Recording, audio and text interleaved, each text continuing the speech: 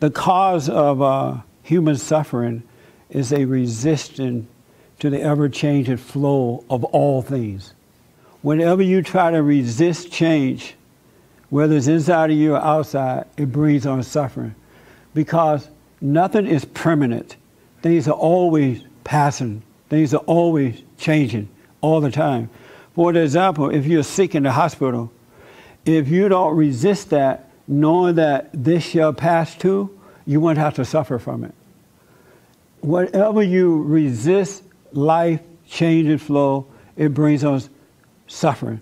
In relationships, if a relationship ends, whether it's a dating relationship or friendship or parentship, you know how parents don't want to let their children go. They can be 90 years old and they'll follow them everywhere, trying not to let go. It brings on suffering for the parents and the children. Everything passes. There's something called the Passover. Remember that? At the end of the year, I think Christians saw the Easter or something, right?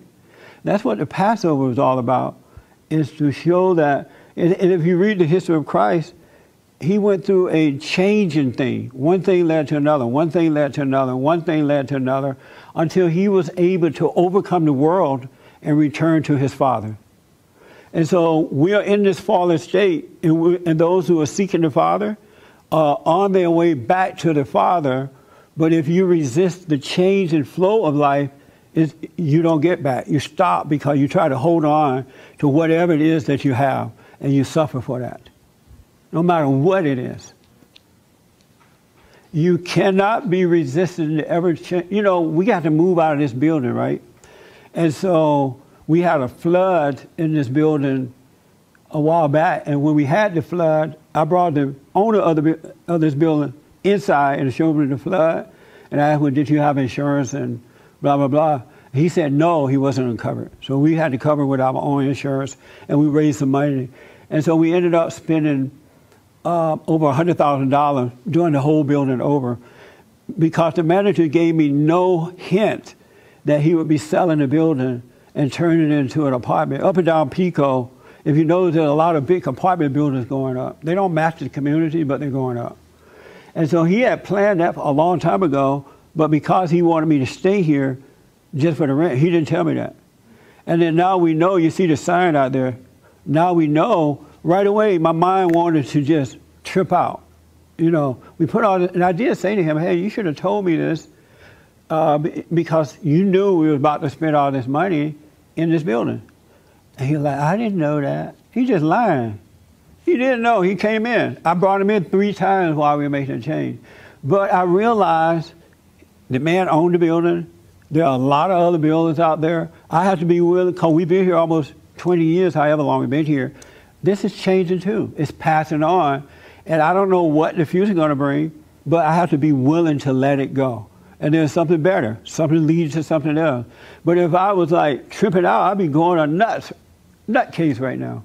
And so even with relationships, when they're over, they're over. Let them go. And when you get sick, be sick and it'll pass. If you reflect on your life, if you look back, take a moment and reflect, look how many things you have gone through already in life, from the moment you were born until now. And as a kid, you knew to let it go.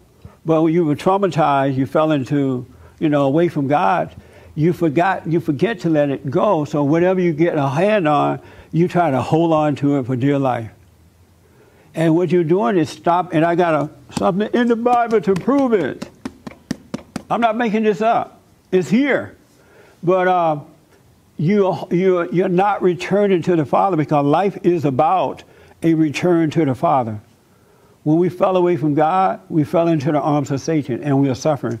Christ came, and he made it so we can go back to the Father.